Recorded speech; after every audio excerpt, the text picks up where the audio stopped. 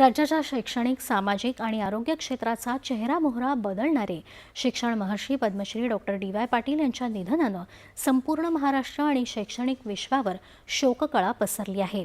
शिक्षण आणि सामाजिक कार्यांच्या माध्यमातून डॉक्टर डी.वाय. पाटील हे समाजसेवेत आघाडीवर होते. गरिबांच्या जगण्यात सुधारणा करण्यासाठी ते कार्यरत होते. त्यांच्या निधनामुळे तीव्र दुःख झालं असून या अवघड प्रसंगी त्यांचे कुटुंब आणि चाहत्यांसोबत माझ्या भावना आहेत, असं पंतप्रधान नरेंद्र मोदी यांनी आपल्या शोकसंदेशात म्हटलं आहे. Doctor DY. पाटील यांचे निधन अत्यंत दुःखद आहे.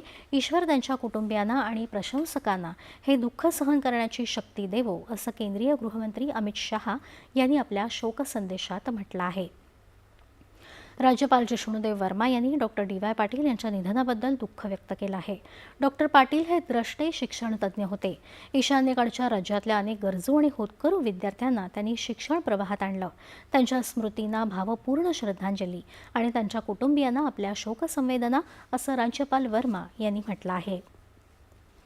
शिक्षण सहकार क्षेत्रातल्या अनेक संस्थांचे आधारवड ठरलेले कार्यतपस्वी नेतृत्व पद्मश्री डॉक्टर डी.वाय. पाटील यांच्या निधनामुळे सामाजिक आणि राजकीय क्षेत्राची मोठी हानी झाली आहे, अशी शोकभावना मुख्यमंत्री देवेंद्र फडणवीस यांनी व्यक्त केली आहे. त्यांच्या जाण्यानं महाराष्ट्रानं एक द्रष्टा नेता, महान शिक्षण महर्षी आणि दिलदार मार्गदर्शक गमावला आहे, अशा शब्दात उपमुख्यमंत्री एकनाथ शिंदे यांनी शोक व्यक्त केला आणि डॉक्टर पाटील यांना श्रद्धांजली वाहिली.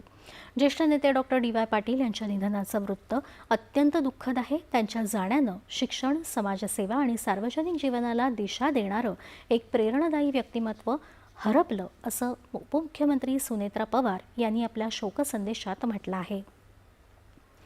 Padmashri doctor DY. पाटील यांच्या निधनानं महाराष्ट्रासह संपूर्ण देशाने एक दूरदर्शी शिक्षण तज्ज्ञ, लोकाभिमुख नेता आणि समाजसेवक गमावला आहे.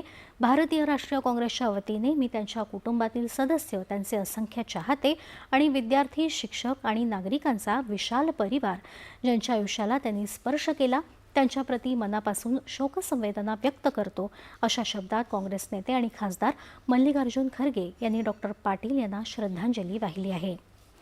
आणि आता शेवटी